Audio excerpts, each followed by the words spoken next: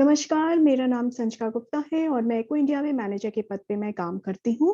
BMC batch 4 module 9 infection prevention in health care workers module में मैं आप लोग का हार्दिक स्वागत करती हूँ। हमारे साथ हमारी ट्रेनर मैम स्नेहा मैम जुड़ चुकी हैं। मैम के सेशन स्टार्ट करने के पहले कुछ जनरल अनाउंसमेंट्स। सबसे पहले मैं एजेंडा रिव्यू करूंगी आज। और सबसे पहले मैम का लेक्चर होगा। मैम के लेक्चर के टाइम पे मैं किसी को भी अनम्यूट एक्सेस नहीं दूंगी, जिससे कि हम एक दूसरे की आवाज को आसानी से सुन सकें। मैम के लेक्चर के बाद हमारा एक Q&A राउंड होगा, जिसमें मैं अनम्यूट एक्सेस दूंगी। आप अपने सवाल मैम से पूछ सकते हैं और अंत में हमेशा की तरह एक फीडबैक राउंड होगा। मैं सभी पार्टिसिपेंट से रिक्वेस्ट करूंगी कि अपने वीडियोस को ऑन रखें, क्योंकि हमारी ट्रेनर मैम को ब्लैक स्क्रीन को देख के पढ़ाना अच्छा नहीं लगता है। और दूसरी बात ये भी कि हम अगर कहीं किसी से मिले आप लोगों से, क्योंकि मैं तो आप लोग को देख नहीं पा रही हूँ, तो फिर शायद मैं पहचान ना पाऊँ। और एक दूसरे को अगर हम देखेंगे तो एक दूसरे को पहचान लेंगे। एक नाम बहुत लोगों के हो सकते हैं। वो पार्टिसिपेंट जो कि ओप्पो, वीवो, लिनोवो के नाम से जुड़े हुए हैं, मैं उन सबसे रिक्वेस्ट करूंगी कि हाँ प्लीज अपने आप को रीनेम करें। रीनेम करने के लिए आपको थ्री ब्लू जूम इंटरफेस पे 3 ब्लू डॉट्स पे करना है और फिर आपको वहां पे जाके अपना शुभ नाम आप लिख सकते हैं। उसके बाद में हम आज हमारे साथ हमारे एको टीम से निष्ठा डांग जी जुड़ी हुई हैं और आप लोग बीएमसी बैच 4 में हैं। और ध्यान रखें, आपको सारे सेशंस बीएमसी बैच 4 में ही अटेंड करने हैं। Now I would like to invite my trainer ma'am, Dr. Sneha Pulsunge is assistant professor in the Department of Microbiology at the TNMC and BYL Nair Charitable Hospital. A very warm welcome to ma'am. Oh, ma'am, I've given you the screen sharing rights. The video is clear. Please unmute yourself to speak.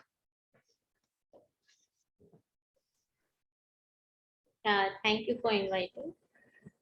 Yeah, my name is Dr. Sneha Pulsunge. I'm working as an assistant professor in Department of Microbiology in TNMC and BYL Nair Hospital. So I'll just share my screen.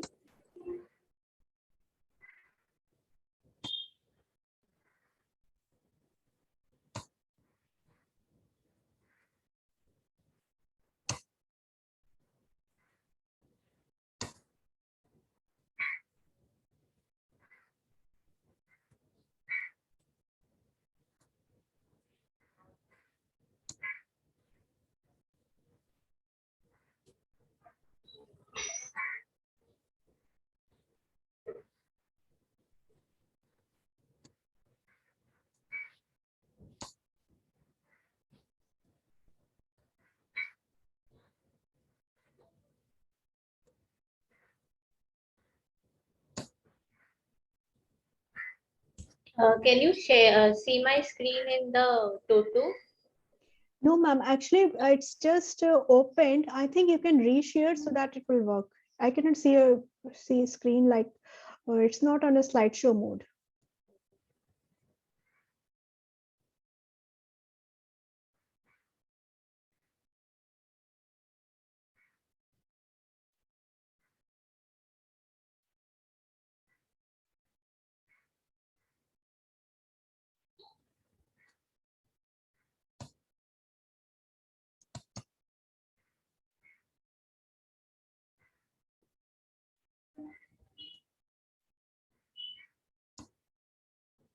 Now can you see?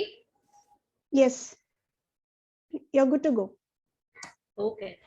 So thank you. So mine is module 9 and the topic is infection prevention in healthcare workers.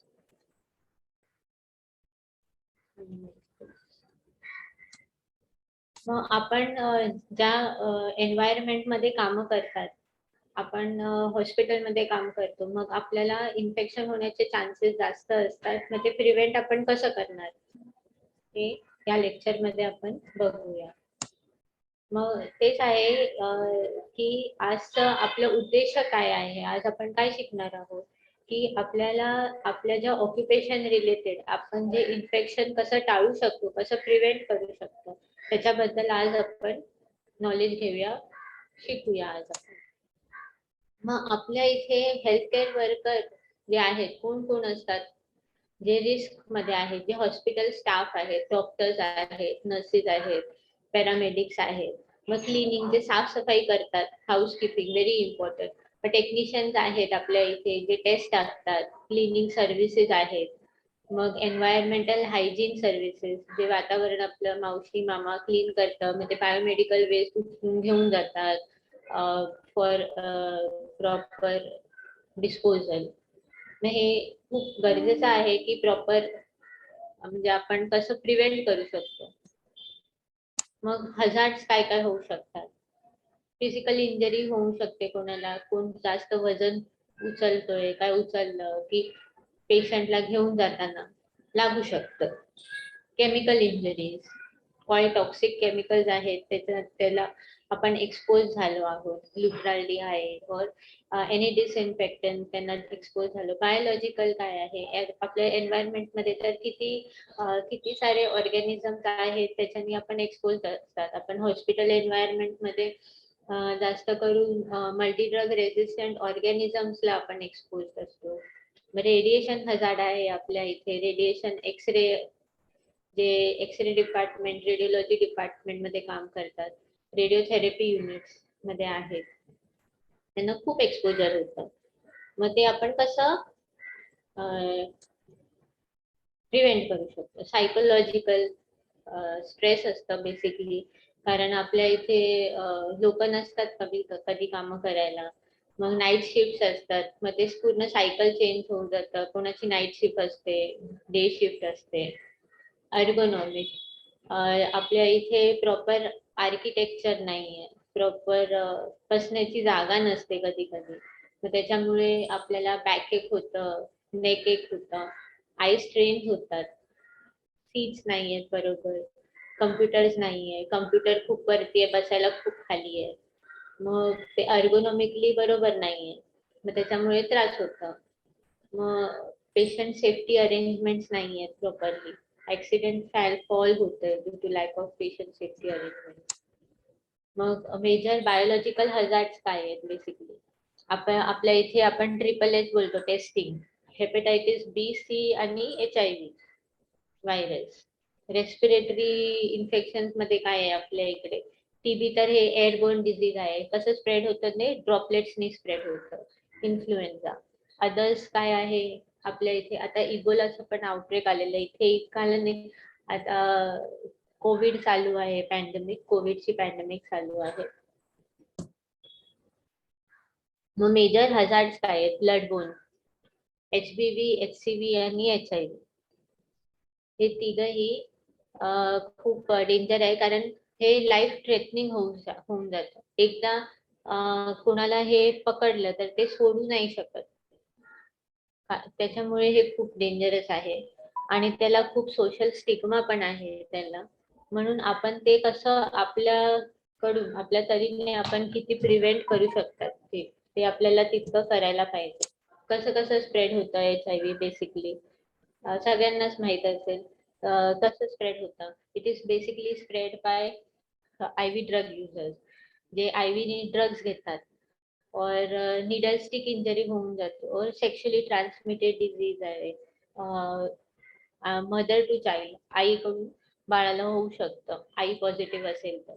मग आपल्याला कसं होतं, health care workers मध्ये परक्युटेनियस आणि म्युकोक्युटेनियस route तेच आहे. Needle stick झाली, हाताला लागलं, काही आपण कोणता पेशंटच्या जे पॉझिटिव्ह आहे त्याच्या पॉझिटिव्ह पेशंटच्या बॉडी फ्लुइड्सच्या संपर्कात आलो आपण. रेस्पिरेटरी रूट आहे. बॉडी फ्लुइड्स म्हणजे प्लुरल फ्लुइड झालं, पेरिटोनियल फ्लुइड झालं, CSF झालं, ब्लड झालं, आय मध्ये स्प्लॅश झालं OT मध्ये ऑपरेट करताना. काय काय चॅलेंजेस आहेत, आपण काय चॅलेंज फेस करतो प्रिव्हेंट करायला blood born इन्फेक्शनला.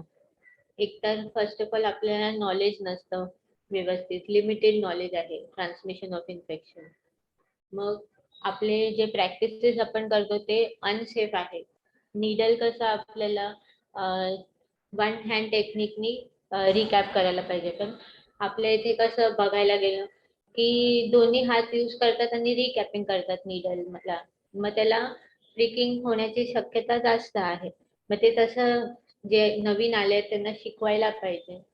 Lack of standardise procedure, आता कोणताही पेशंट आला त्याला ते पेशंट आपल्यासाठी इन्फेक्शियस आहे ते विचार करूनच आपल्याला तसं पर्सनल प्रोटेक्टिव्ह इक्विपमेंट्स घेऊन आपण त्या पेशंटला तसं ट्रीट करायला पाहिजे और हँडल करायला पाहिजे. मग आपल्याकडे कधी कधी सप्लाय नसतं पर्सनल प्रोटेक्टिव्ह इक्विपमेंटचं, कमी असतं. मग lack of regulatory and policy frame नाहीये हॉस्पिटलची, प्रोटोकॉल नाहीये की असं झालं तर काय करणार. आता प्रिक्स आली, निडल प्रिक, तर नॉर्मली काय करतो MIC मध्ये इन्फॉर्म करतो आपल्या सिनियर आपले जे सुपरवायझर आहेत त्यांना इन्फॉर्म करून MICU मध्ये जाऊन आपण मेडिसिन्स घेतो within 2 hours, maximum 72 hours, but it is always better to take within 2 hours. मग आता हे काय आहेत, स्टाफ आणि पेशंट आहोत, डायरेक्ट किंवा indirect contact, needle, syringe, surgical instruments आहेत, लागू शकतात आपल्याला. मग ड्रॉपलेट्सनी स्प्रेड होतं, TB आहे, इन्फ्लुएन्झा आहे, जसं सांगितलं की एअरबोन इन्फेक्शननी स्प्रेड होतं ते.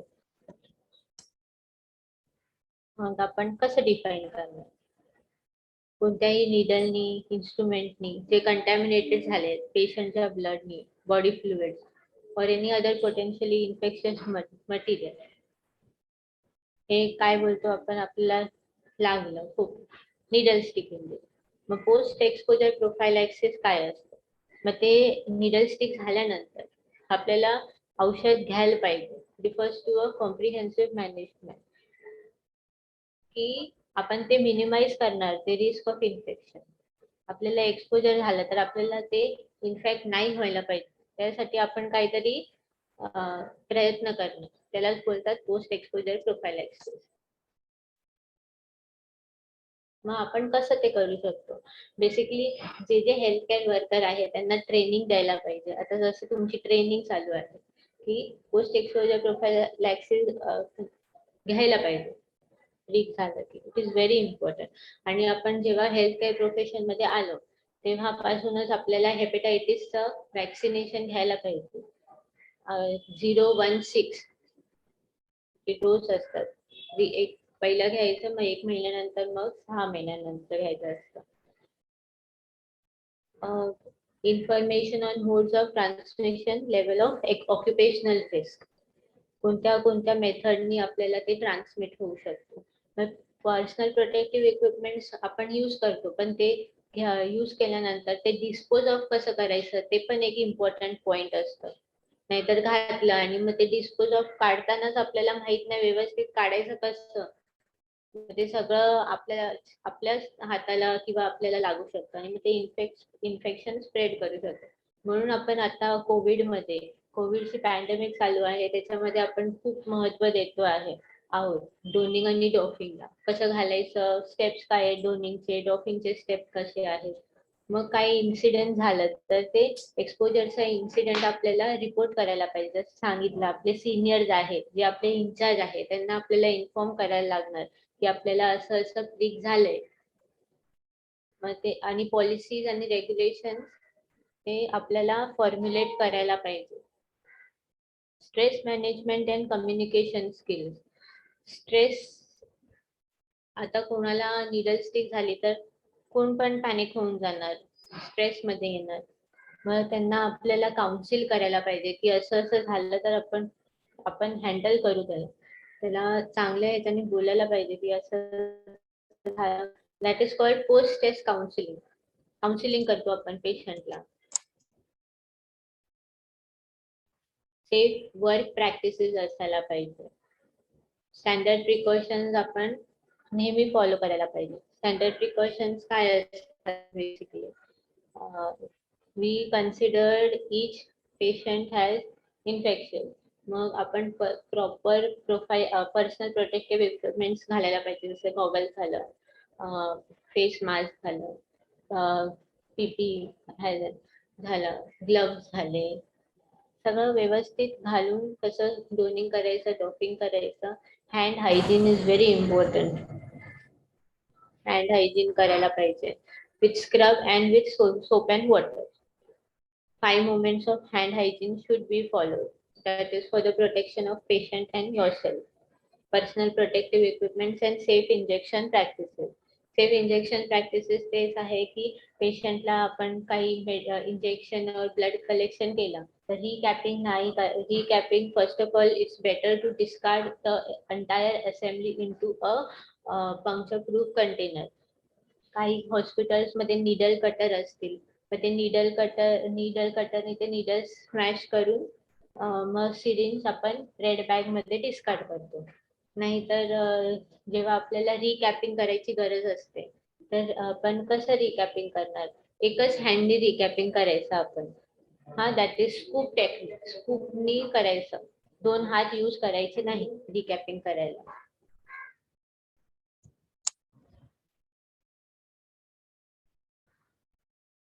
मग occupational health program essential for effective IPC program. काय कंपोनेंट्स असायला पाहिजे? आपण पहिलं जेव्हा कोण नोकरीवर लागलं तर प्री एम्प्लॉयमेंट असेसमेंट व्हायला पाहिजे. मग त्या जे नोकरीवर लागतायत त्यांचं वॅक्सिनेशन कितपत आहे, त्यांनी कसं वॅक्सिनेशन घेतलंय, त्यांचं हेपेटायटिसचं वॅक्सिनेशन झालंय का, डोस झालेत का, त्यांचं टायटर मोर दॅन 10 आहे का, हे सगळं बघायला पाहिजे.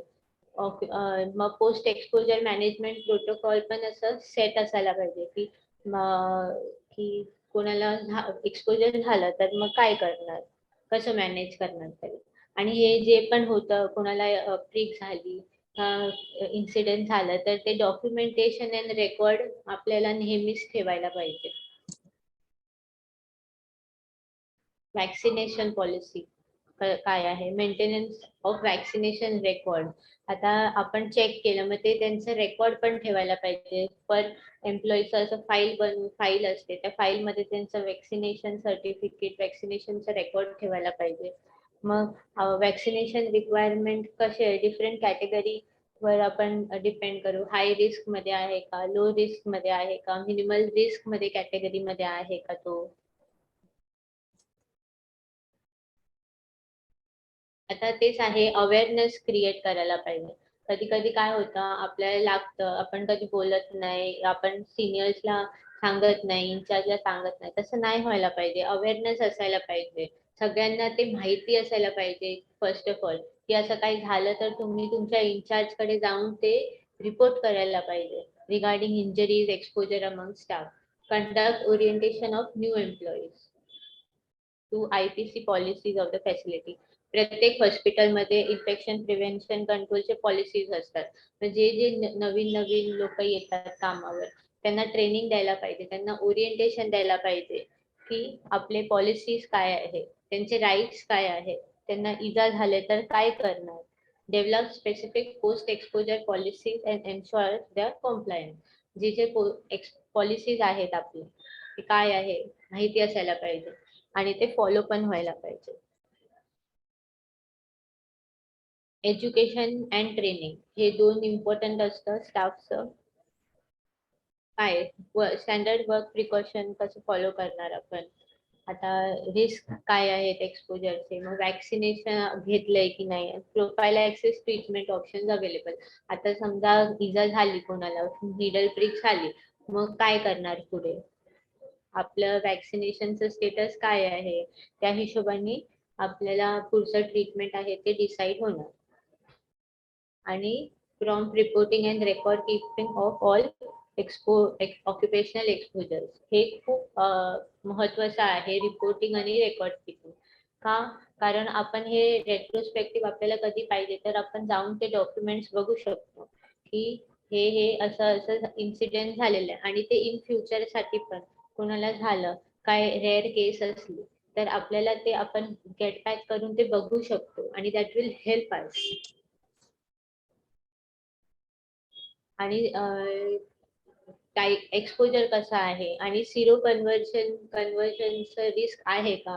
आता समजा पॉझिटिव्ह पेशंट आहे, रेट्रोव्हायरल पॉझिटिव्ह पेशंट आहे, त्याच पेशंटचं ब्लड इन्व्हेस्टिगेशन करताना, ब्लड कलेक्शन करताना प्रिक झाली तर आपण काय करणार. त्यासाठी आपल्याला ट्रीटमेंट घ्यायला लागेल, पोस्ट एक्सपोजर प्रोफायलॅक्सिसचे ड्रग्स घ्यायला लागणार. मग काउन्सिलिंग त्यावेळेला खूप गरजेचं असतं. कारण जेव्हा असं काही इन्सिडेंट होतं, निडल स्टिक झाली की स्प्लॅश झालं, आई स्प्लॅश झालं, काय डोळ्यामध्ये स्प्लॅश झालं तर पटकन आय सेंटर जे असतं डेव्हलप केलेले, आपल्या कन्स्ट्रक्ट केलेले आपल्या हॉस्पिटलमध्ये, तिकडे जाऊन आपले तोंड धुवायचं, आईस धुवायचे, काय म्युकस मेम्ब्रेन मध्ये काय बॉडी फ्लुइड्स टच झाले असतील.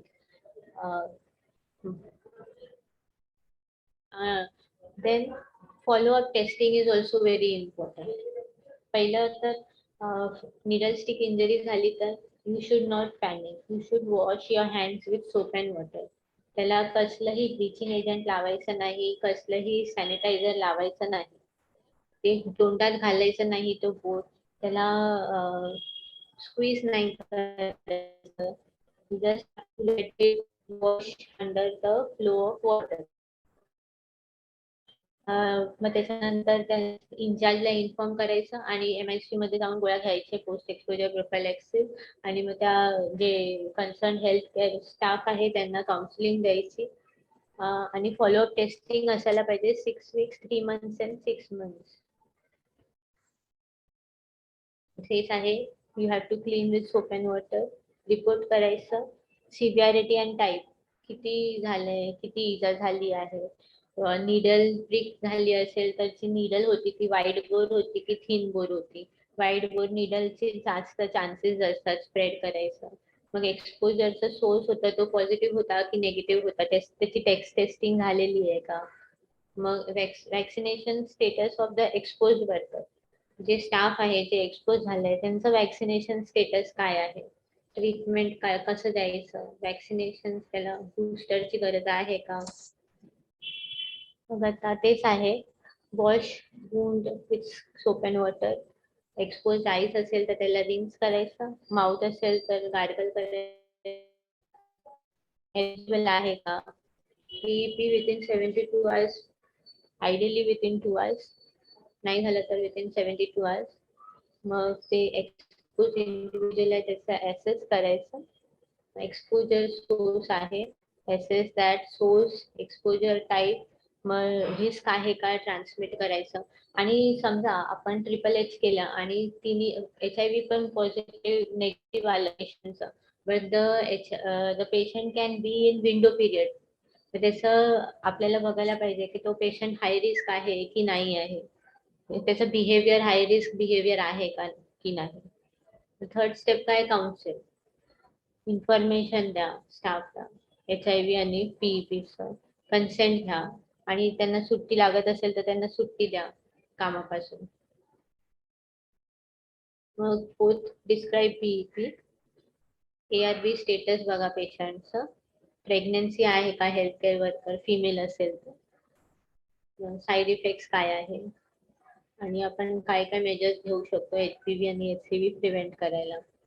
Laboratory evaluation, pre test counselling, immunisation status बघायचं हेपॅटायटिस Bचं. मग HHH टेस्ट करायचं पेशंट स्टाफचं आणि पेशंटचं दोघांचे. स्टाफचं बेसलाईन टायटर करायचं. मग CBC liver function test, pregnancy test करायचं if the female is in the reproductive age group. मग provide HIV post test counselling. मग वेदर द रिपोर्ट पॉझिटिव्ह असेल की नेगेटिव्ह असेल, आपल्याला रिपोर्ट द्यायचे पोस्ट टेस्ट काउन्सिलिंग करून त्यांना. नेगेटिव्ह असेल तर बरं आहे, but you have to repeat your test. Positive असेल तर तसं you have to see counsel the patient and the staff. Follow up and mother adherence, record keeping खूप गरजेचं आहे. Follow up visit for clinical assessment at 2 weeks and hepatitis vaccination गरजेचं आहे. तर HIVचं taste repeat करायचं 3 months and 6 months जसं मी सांगितलं तसं. मग तेच आहे, फिंगर प्रिक झालं तर काय करणार आपण. डूज, ग्लव्ज रिमूव्ह करायचं, हात धुवून घ्यायचं पाण्याने. आईज आणि माउथ मध्ये झालं एक्सपोजर झालं असेल तर वॉटरनी और सलाईननी धुवून घ्यायचं. स्किन धुवून घ्यायचं सोप अँड वॉटरने. फर्स्ट ऑफ ऑल काही नाही करायला पाहिजे, पॅनिक व्हायचं नाही. प्रिक फिंगर आहे ते तोंडात नाही घालायचं, स्क्वीज नाही करायचं आणि काही ब्लिचिंग एजंट, क्लोरीन, अल्कोहोल, पिटाडीन, आयोडीन कसले अँटीसेप्टिक लावायचं नाही. त्याच्याने अजून स्प्रेड व्हायचं चान्सेस असतात. आणि आपल्या इन्चार्जला इन्फॉर्म करायचं आणि MIC मध्ये जाऊन जे PEP घ्यायचे जे ते सांगतील ते करायचं. मग एलिजिबिलिटी काय आहे ते डिसाईड करणार, किती टाइम साठी आपल्याला PEP घ्यायला लागेल. Ideally it should be started 2 तासाच्या आधी आपल्याला फर्स्ट डोस घ्यायला पाहिजे. पॉसिबल नाही झालं तर विथिन 72 आवर्स. रिस्क जे आहेत ते डिसाईड करतील जे ट्रीटिंग डॉक्टर आहेत तुमचे. आणि मग किती दिवसासाठी रिस्क किती आहे ते त्याच्या हिशोबाने औषध देतील. मग ज्यांना घ्यायला लागेल ते घ्यायला लागतं. Parental and mucous membrane exposure असेल, ब्लड पॉझिटिव्ह पेशंट आहे त्यांचं ब्लड स्टेन थूक असते, ब्लड स्टेन असेल, मिल्क आहे, breast milk, genital secretion, CSF, amniotic, rectal, peritoneal, synovial, pericardial, pleural फ्लुइडच्या संपर्कात आलो तर आपल्याला PEP घ्यायला लागते. मग ह्याच्यात हेच दाखवत आहे की एक्सपोजर कसा आहे, माइल्ड आहे, मॉडरेट आहे, सिव्हिअर आहे, डिपेंडिंग अपॉन दॅट. आणि पेशंट कसा आहे, HIV पॉझिटिव्ह आणि एसिम्प्टोमॅटिक आहे का, HIV पॉझिटिव्ह आणि क्लिनिकली सिम्प्टोमॅटिक आहे का, और HIV स्टेटस अननोन आहे. मग त्याच्यात 2 ड्रग्स आणि 3 ड्रग्स थेरपी असतं. Ideally 3 drugs is good, but 2 drugs can be given. Basically tenofovir आणि लॅमिव्ह्युडिन देतात 2 ड्रग रेजिमेन मध्ये. तिसरं द्यायला लागेल तर लोपिनाविर प्लस लो डोस रिटेनोविर देतात. मग माइल्ड आणि एसिम्प्टोमॅटिक कन्सिडर 2 ड्रग. मग मॉडरेट आणि एसिम्प्टोमॅटिक स्टार्ट 2 ड्रग आणि सिव्हिअर असेल तर 3 ड्रग द्यायचं. सिव्हिअर असेल तर 3 ड्रग द्यायचं. HIV स्टेटस अननोन असेल तर आपल्याला द्यायलाच पाहिजे की मग सिम्प्टोमॅटिक असेल तर माइल्ड मध्ये 2 ड्रग, मॉडरेट मध्ये 3 आणि सिव्हिअर मध्ये 3.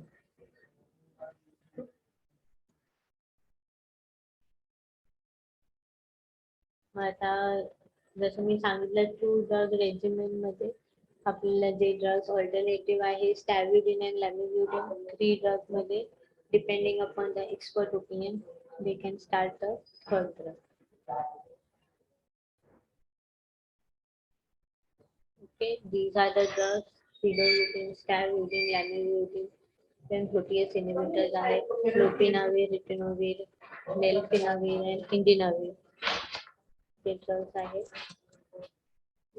आणि HIV अँटीबॉडी टेस्टिंग करायला पाहिजे. 6 months पोस्ट एक्सपोजर आपल्याला करायला पाहिजे. आपलं बेस लाईनला एकदा करायचं, मग 6 weeks ला करायचं, 3 months ला करायचं आणि मग नंतर 6 months ला करायचं. हे आपल्याला आपल्या फॉलोअप टेस्टिंग करायला लागतं. मग हे हेपॅटायटिस बीचं त्याच्यामुळे आपण सांगतो इतका स्ट्रेस देतो आपण वॅक्सिनेशन साठी. 3 डोस जेव्हाही आपण हेल्थ केअर मध्ये शिकतोय तेव्हा आपल्याला आपलं वॅक्सिनेशन शेड्यूल कम्प्लीट करायला पाहिजे.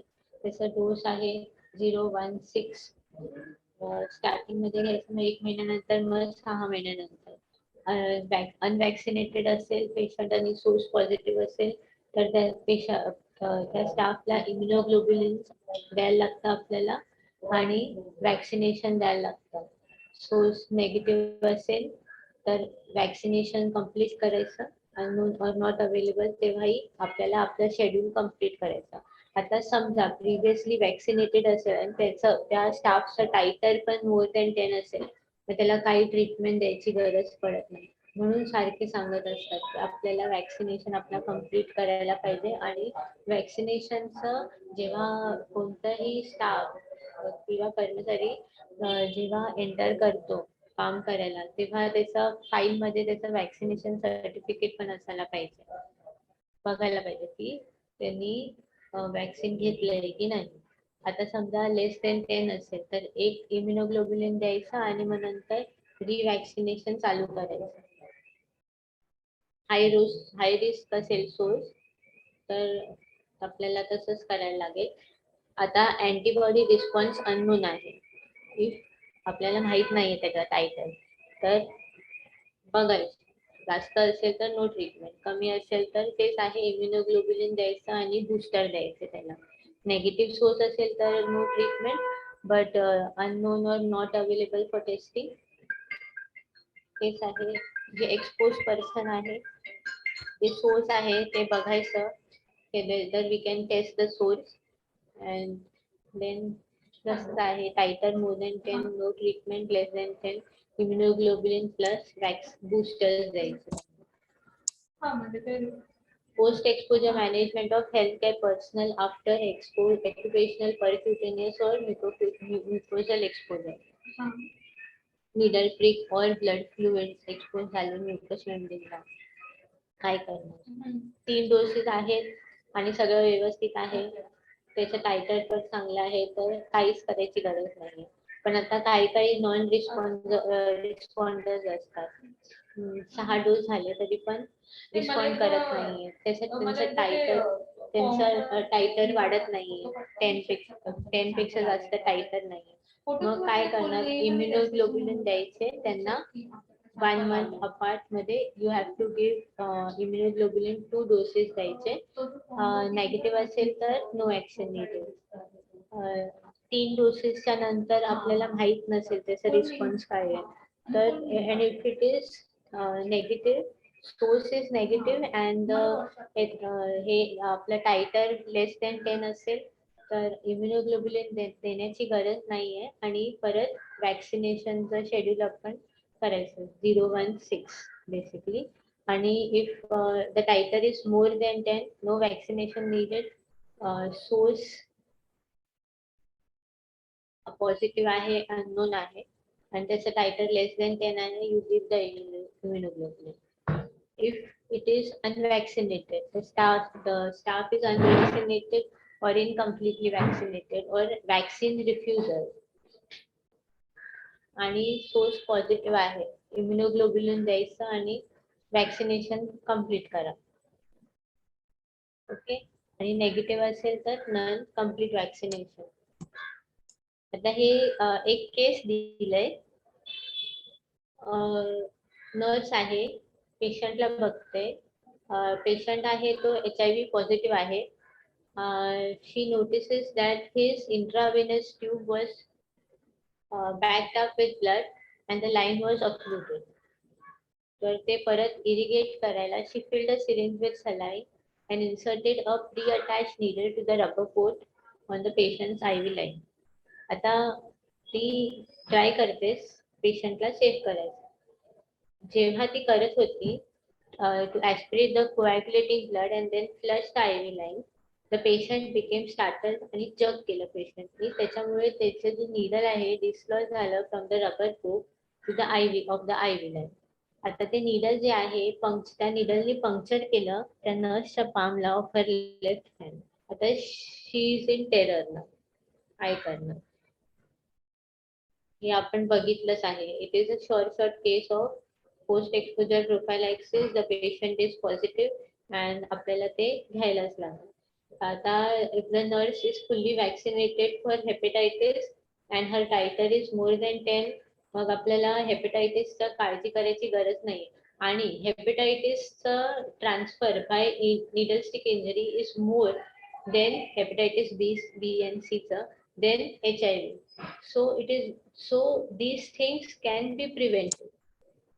needle stick injury झाली आहे स्टाफला. आता मोस्ट कॉमन कॉज काय असते? डबल कॅफ्टिंग करतो नीडलला 2 हातांनी, तसं नाही करायला पाहिजे. 1 सिंगल हँड स्कूप टेक्निक.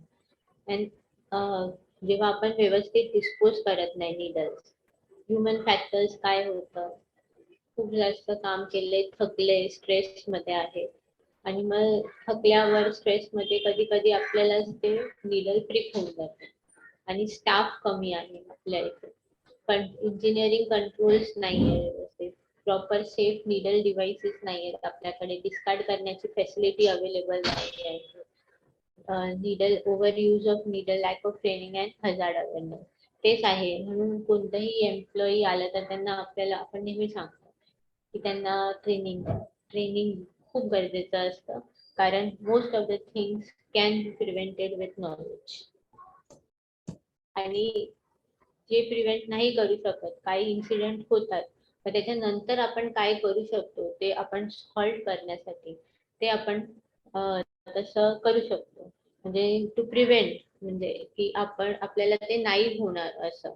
हे एक पाय चार्ट दिलंय, त्याच्यात दाखवत आहे आता collision with health care worker sharps 21%, व्यवस्थित सामान ठेवलं नाहीये म्हणून सगळं प्रॉब्लेम झालंय. कन्सील शार्प आहे, मग रिकॅपिंग करतायत, आयव्ही लाईन रिलेटेड कॉज आहे, फ्लुइड स्प्लॅश ते आपण नाही काही करू शकत.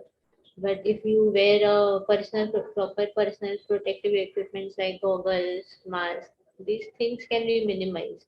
Disposal related आहे, जे शार्प्स आहेत ते प्रॉपरली डिस्कार्ड केलं आहे का, पंक्चर प्रूफ कंटेनर मध्ये डिस्कार्ड प्रॉपरली केलं आहे का.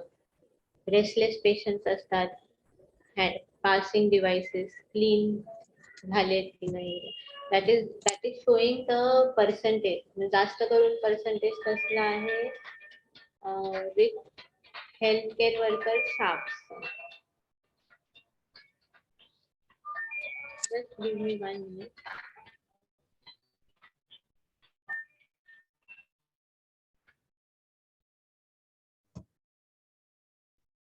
मग हायरार्की ऑफ कंट्रोल्स काय आहे.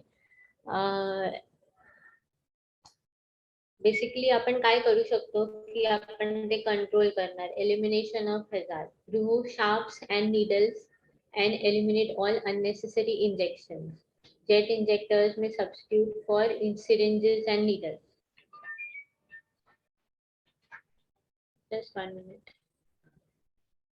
Hello. Sir, I'll reach in 10 minutes. I'm in a lecture. I'll just finish, wrap up, and I'll come there. Yeah, I'll just come in 10 minutes. Yeah. Thank you.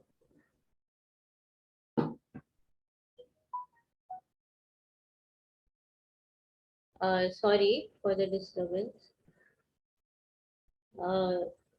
Then engineering controls are basically how you can modify the needles or you can make it blunt so that we can safeguard our workers, that needles that retract, sheet or blunt immediately after use.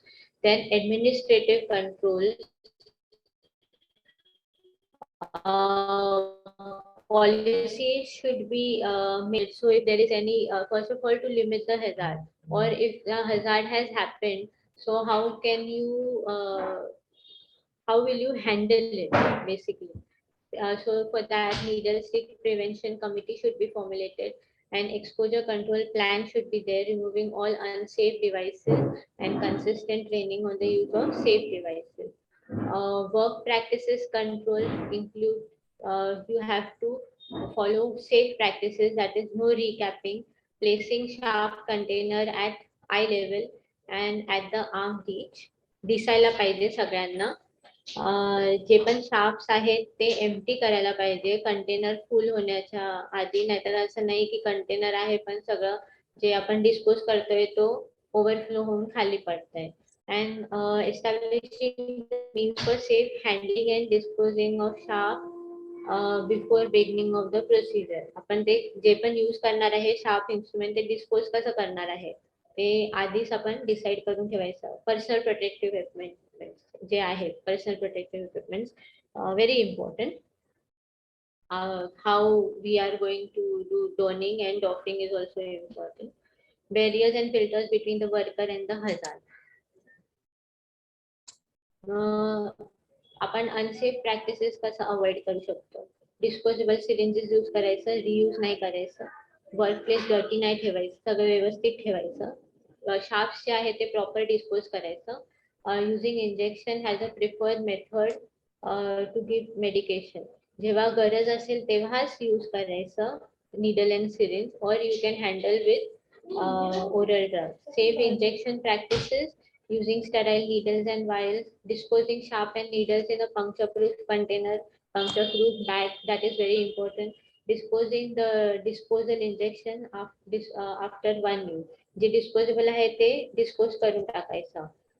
जितकं होऊ शकतं तितकं oral medication द्यायचं पेशंटला, unless patient is unable to swallow or recommended by the treating guidelines. When using position sharp and away from oneself and others. जे पण sharp object आहे स्वतःपेक्षा लांब ठेवायचं आणि दुसऱ्यांपेक्षा पण लांब ठेवायचं, आणि स्कूप मेथड, सिंगल हँडी नीडल कॅपिंग करायचं. ओके, नीडल स्टिक इंजरीज कसं प्रिव्हेंट करू शकतो आणि काय करणार त्याच्यानंतर, क्लीन वूड क्लीन करायचं, soap and water, antiseptic solution काहीच नाही लावायचं, सोर्स कडे जायचं, त्यांचं स्टेटस माहित पडलं तर बरं, नाही त्याचं टेस्टिंग करून घ्यायचं विथ कन्सेंट. देन प्रोफायलॅक्सिसची गरज आहे का, आणि you have to see how much time the prophylaxis is required, that the treating physician will decide to weigh the risk between how the side effects of the drug, and you educate the healthcare worker, counsel the healthcare worker about the seroconversion rates. seroconversion rates किती आहे, मग त्यांना ह्याचं option पण द्यायचं पीईपीचा आणि किती दिवस घ्यायला लागणार, आणि the role of occupational and employee health. आता ह्याच्यात एक केस दिली आहे, a 68-year-old male with HIV is admitted.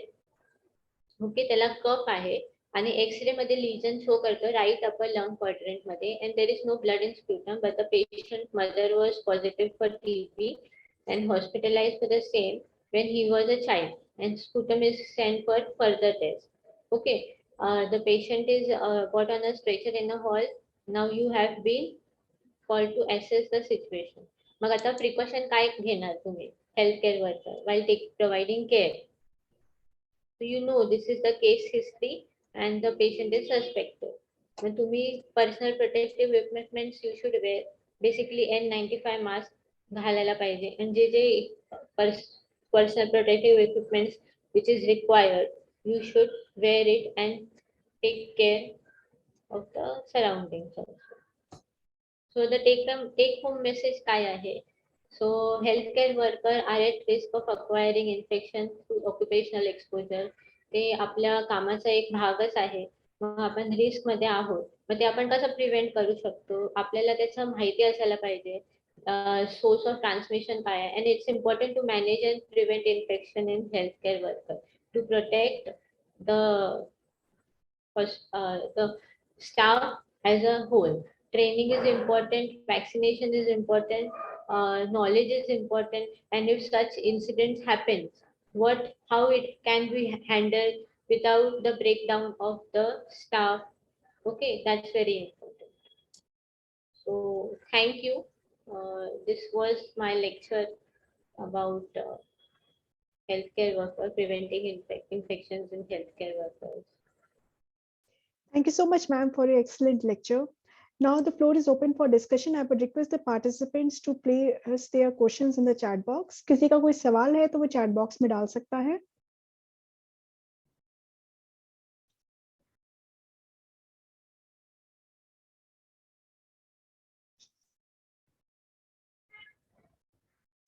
There's a good response in the chat box. They are thanking you, ma'am, for an excellent lecture. Thank you. किसी का कोई सवाल है तो chat box में डाल सकता है.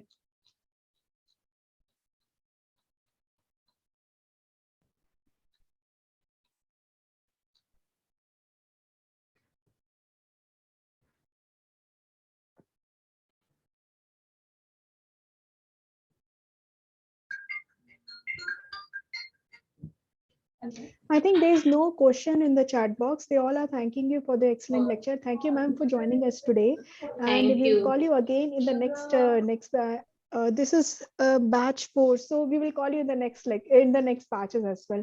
As always, we are pleasure to have you here in for the IPC session training Thank sessions. you. Thank you so much, ma'am, for joining us today. We will call you again. Thank you. Thank you. Thank you so much. Okay, ma'am. Bye bye. Bye. Ab we will move forward, and we will have the last agenda item, which is the feedback round. मैं feedback का link chat box में share कर रही हूँ. मैं सबसे request करूंगी कि प्लीज आप लोग फीडबैक जरूर भरें, और बिना फीडबैक फॉर्म भरे मीटिंग छोड़ के आप लोग नहीं जाएंगे. फीडबैक का फॉर्म भरें. मैंने चैट बॉक्स में लिंक डाला है.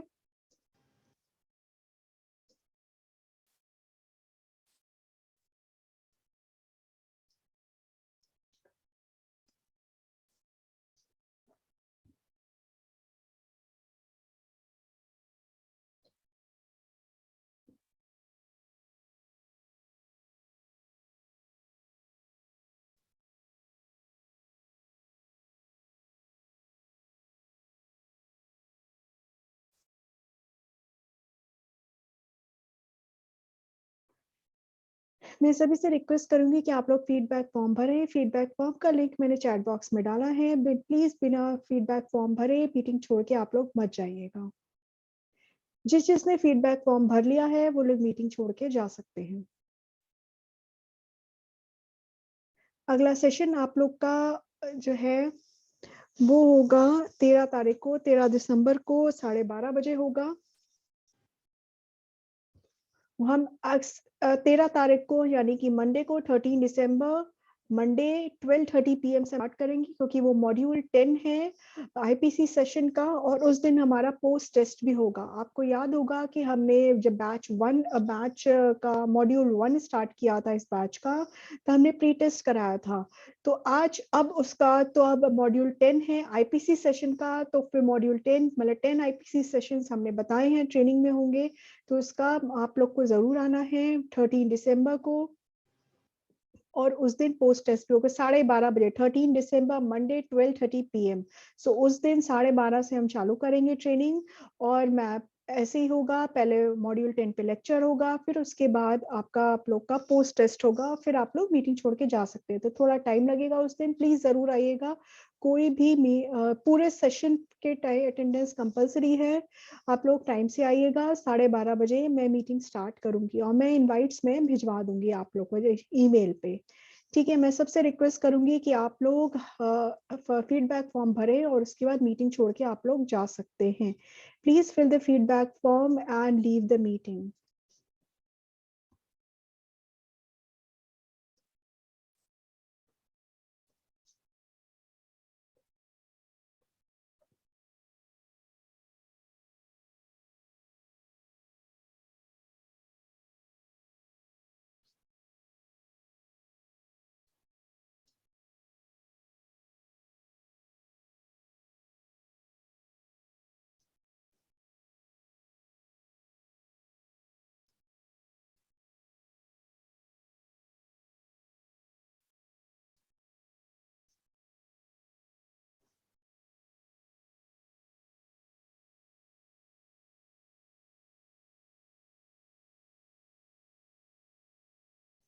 जिसने फीडबैक फॉर्म भर लिया है वो लोग मीटिंग छोड़ के जा सकते हैं. मैं फिर से अनाउंसमेंट करना चाहूंगी, अगला लेक्चर आप लोग का मॉड्यूल 10 पे होगा, मॉड्यूल 10 आईपीसी सेशन. तो उस लेक्चर में आप लोग का पोस्ट टेस्ट भी होगा. और पोस्ट टेस्ट जो है, आपको याद होगा जब मॉड्यूल 1 हुआ था तो उस दिन प्री टेस्ट हुआ था, तो अब इसका पोस्ट टेस्ट होगा. और 13 दिसंबर को 12:30 बजे आप लोग को आना है. मैं ईमेल इनवाइट्स भिजवा दूंगी.